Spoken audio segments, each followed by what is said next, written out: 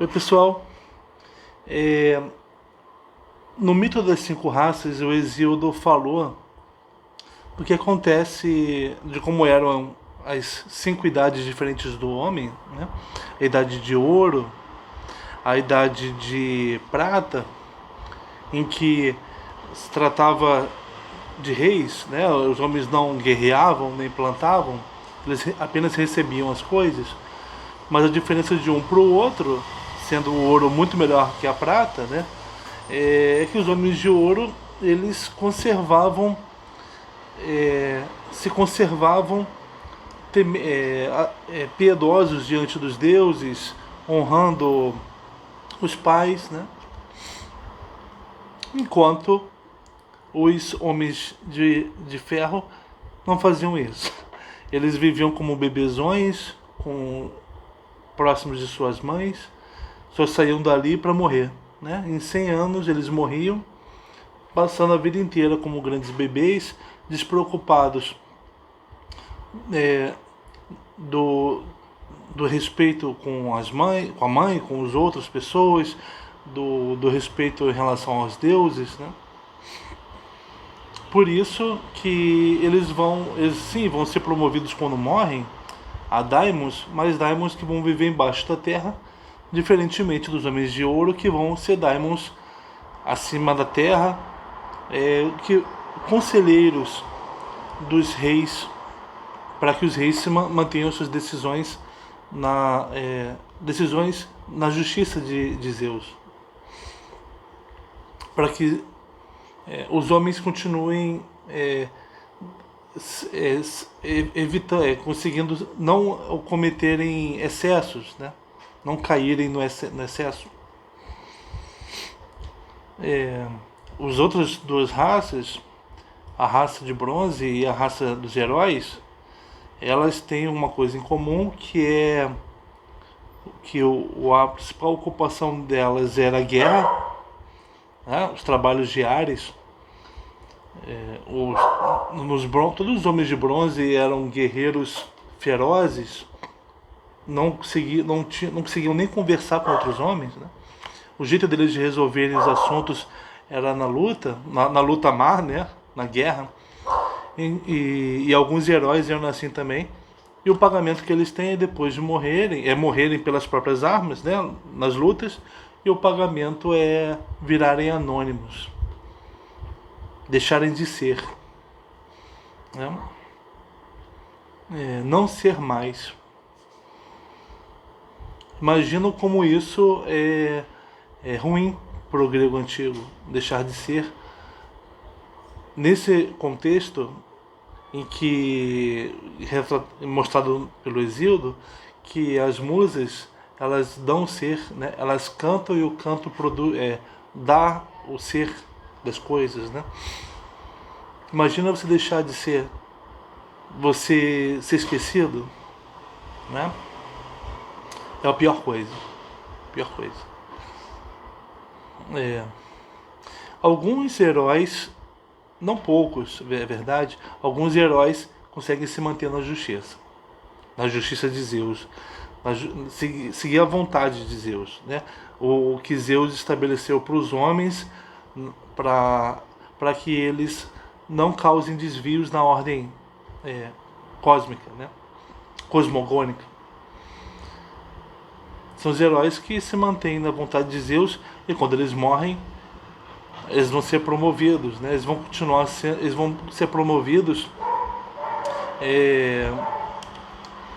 eles vão passar a viver na Ilha dos Bem-aventurados, né? Sendo eternamente servidos. Uma aposentadoria. Já os homens de ferro, que são os homens, o Hesíodo, os homens que nós conhecemos, né? Os homens do final dessa grande decadência, em que não é uma decadência abrupta, sempre o homem oscilou entre a Diké, que é a justiça de Zeus, e a Híbris, que é o excesso, mas o homem foi decaindo para uma situação em que a justiça e a injustiça são possíveis para ele. estão aqui na Terra. O Junito fala, eu estou baseando esse vídeo hoje, principalmente nesse livro aqui, do Junito, volume 1. O Junito fala que no mito das 5 raças, o Hesíodo não fala do destino dos homens de ferro. E que isso pode dar a entender que o destino dos homens de ferro já o inferno que eles podem encontrar, ou o paraíso que eles podem encontrar, eles já estão vivendo. Por quê? Porque se o homem comete injustiças, se o homem age desmedidamente, quem vai sofrer o pior mal será ele.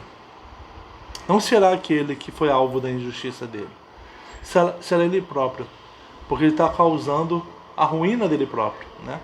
Porque ele vai, por exemplo, se ele não trabalhar, se ele cair na ociosidade, isso vai levá-lo a ter inveja dos outros homens.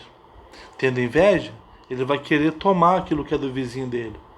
Querendo tomar o que é do vizinho dele, ele vai entrar em luta com o vizinho dele. Ele pode matar o vizinho e aí ser preso, ou ele pode ser morto pelo vizinho. Olha como o mal leva a outro.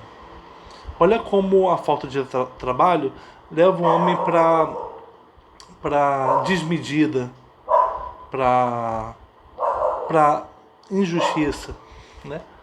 Por isso que o inferno é experimentado aqui nessa vida mesmo, né?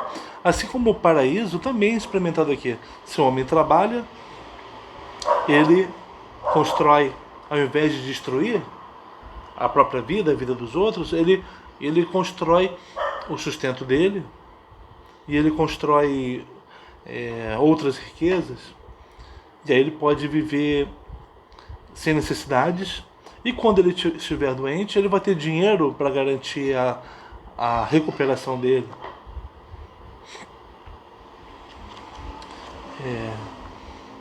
Da mesma forma como a justiça está ligada ao trabalho, mas também está ligada às relações. O homem que ele honra os pais dele, e ele é piedoso, ele oferece sacrifícios aos deuses, ele vai ser também olhado por eles, né, com benevolência. Os pais vão ser mais afeiçoados por ele e vão ajudá-lo, vão abençoá-lo. Os deuses vão enviar menos doenças para eles, né? Agora, o homem que maltrata os pais, o homem que ele é rejeitado, ele é mal falado, desejam coisas mais para ele, e o homem que não sacrifica aos deuses, né, não oferece honras aos deuses, os deuses enviam doenças para ele, né? O homem só sofre. Depois que o homem morre, ele vai para o Hades, de qualquer jeito.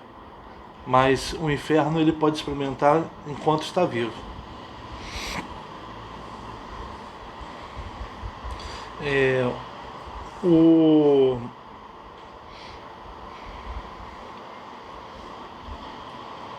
O Hesíodo ele vai falar num trecho que a gente vai ler daqui a pouco ele vai trazer uma fábula, a fábula do gavião e do rouxinol. O gavião apanha o rouxinol e o leva até o céu e vai falando com ele enquanto tem as unhas cravadas no corpinho dele, e vai falando do quanto ele é mais forte do que o rouxinol, como o rouxinol não tem defesa contra ele, o gavião, né? Quem na época do Hesíodo, que era a época século VIII, século VII a.C., em que havia a figura dos eupátridas, que eles tinham dinheiro, eles podiam defender o território, né? Eles tinham terra, portanto eles cobravam impostos, tinham dinheiro, podiam ter exércitos para defender o território. Então eles tinham autoridade, também tinham autoridade de reis e de sacerdotes, uma autoridade total, político, religiosa e econômica. E eles, muito ambiciosos, cheios de híbris, né, preocupados nos ganhos materiais, preocupados em exercer, tomar decisões que favorecessem o mais forte, a começar por eles, né, os mais fortes, seguindo a justiça, que não é a justiça, né, a lei do mais forte. Eles vão ser alvo do Hesíodo, que vai dizer: olha, vocês parecem ser os gaviões, né? E o povo parece ser os rouxinóis, aqueles que não têm como escapar das garras de vocês, aqueles que são obrigados a pagar o que vocês querem,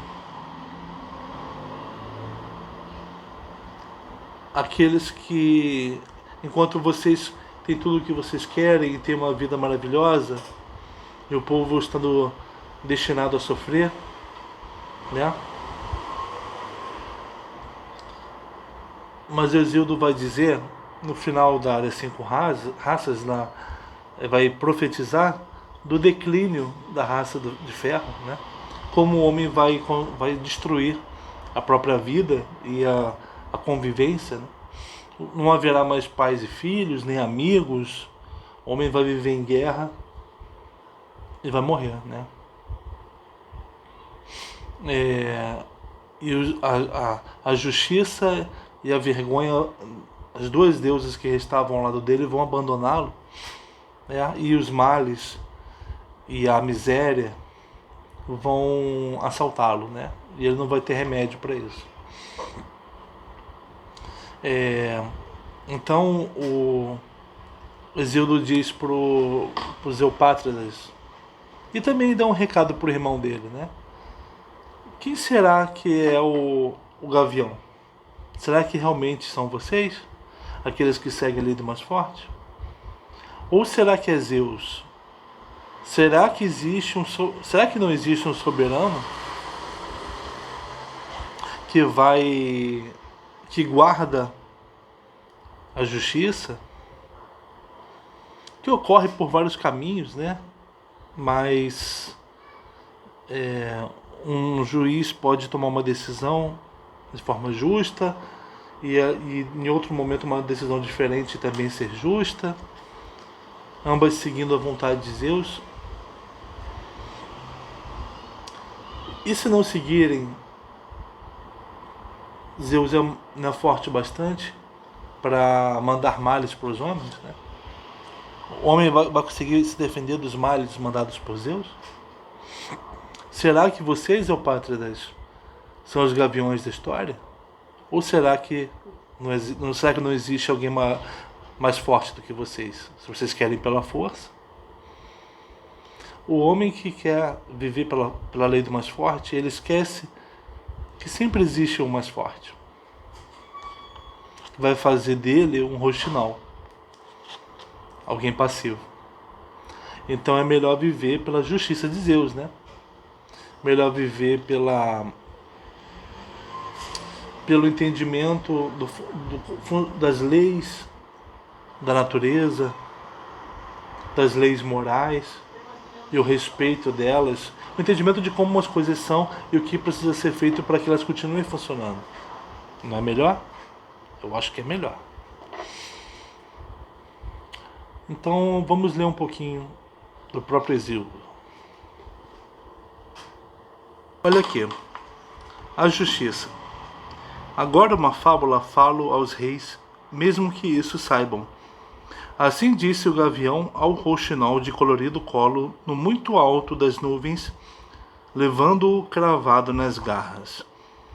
Ele, miserável rouxinol, varado todo por recurvadas garras, gemia, enquanto o outro, o gavião, prepotente, ia lhe dizendo: Desafortunado, o que gritas? tem a ti um bem mais forte. Tu irás por onde eu te levar, mesmo sendo bom cantor. Alimento, se quiser, de ti farei ou até te soltarei. Insensato quem com mais fortes queira medir-se.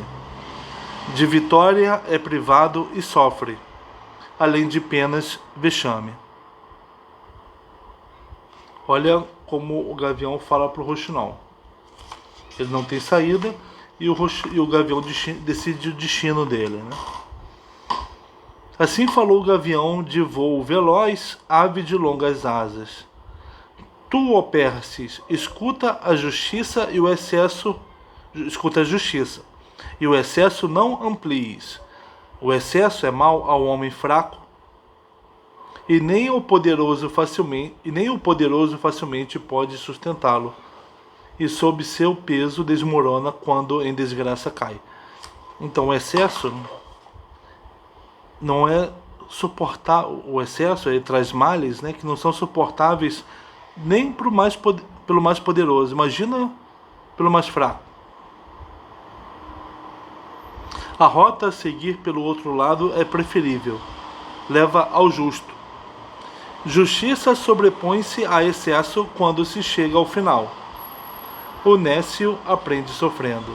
Então, tem uma forma de aprender, que é pela justiça, o caminho da justiça, e tem o nécio que aprende do jeito pior, né, pelo sofrimento. Ele não consegue seguir pela justiça, então ele vai aprender pelos males. Que deveria aprender o quê? Que deveria ter seguido o caminho da justiça, né? Bem rápido corre o juramento por tortas sentenças, e o clamor de justiça, arrastada por onde a levam os homens comedores de presentes, e por tortas sentenças a vêm. É fácil ocorrer o excesso, difícil é seguir o caminho da justiça. É fácil o juramento, é fácil você ter um juiz proferir tortas sentenças. Homens que comem presentes, ou seja, se interessam em ganhos particulares, né? É fácil eles ocorrerem, né? Eles acabam estabelecendo sentenças tortas, injustas.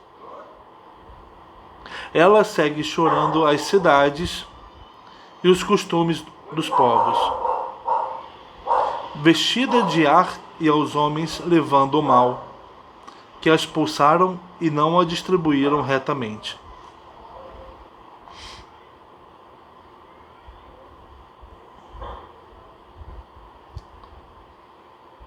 Agora, aqueles que a forasteiros e nativos dão sentenças retas, né? Então, os juízes que dão sentenças justas, em nada se apartando do que é justo, para eles a cidade cresce e nela floresce o povo. Então os reis podem destruir a cidade com sentenças tortas, ou podem fazer a cidade florescer com sentenças retas, né? Sobre esta terra está a paz nutriz de jovens, e a eles não destina penosa guerra o longe vidente Zeus. Nem a homens equânimes a fome acompanha, nem a desgraça. Em festins desfrutam dos campos cultivados. A terra lhes traz muito alimento. Então, a cidade tem paz. Zeus não provoca guerra e não há fome, porque as árvores dão os alimentos. Em festins desfrutam dos campos cultivados, a terra lhes traz muito alimento. Nos montes, o carvalho no topo traz bálanos, e em seu meio, abelhas. Ovelhas de pelo espesso quase sucumbem sob sua lã. Mulheres parem crianças que se assemelham aos pais. Parece que tudo funciona conforme a lei, né? As árvores, os vegetais brotam, os animais procriam, os homens procriam, crianças semelhantes a eles. Sem cessar desabrocham em bens e não partem em naves. Não saem de navios para outros lugares. pois já lhes traz o fruto a terra nutriz. Aqueles que se ocupam do mau excesso, de obras mais, a eles a justiça destina o cronida Zeus longevidente. A miúde paga a cidade toda por um único homem mau que se extravia e que maquina desatinos. Então o rei mau condena a cidade inteira. Para eles do céu envia o cronida grande pesar, fome e peste juntas, e assim consomem-se os povos. As mulheres não parem mais e as casas se arruinam pelos desígnios de Zeus Olímpio. Outras vezes ainda, ou lhes destrói vasto exército e muralha, ou navios em alto mar lhes reclamam o cronida. A cidade destruída por miséria, doença e guerra.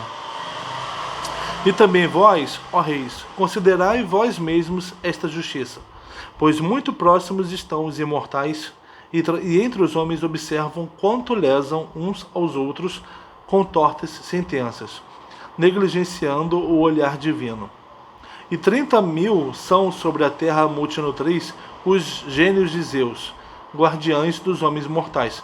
30.000 daimons, né? São os intermediários entre os deuses e os homens que guardam as sentenças que os reis proferem, né? Garantindo que elas sejam justas. São eles que vigiam sentenças e obras malsãs. Vestidos de ar, vagam onipresentes pela terra. E há uma virgem, justiça, por Zeus engendrada, gloriosa e augusta entre os deuses que o Olimpo detém, e quando alguém a ofende, sinuosamente a injuriando, de imediato ela junta ao pai Zeus Crônida, se assenta e denuncia a mente dos homens injustos, até que espie o povo o desatino dos reis que maquinam maldades e diversamente desviam-se, formulando tortas sentenças. Um rei que profere sentenças ruins faz com que a justiça, filha de Zeus, abandone o povo. E aí o povo começa a pagar o preço, né? E quando o povo paga o preço, ele vai odiar os reis, o rei que tem.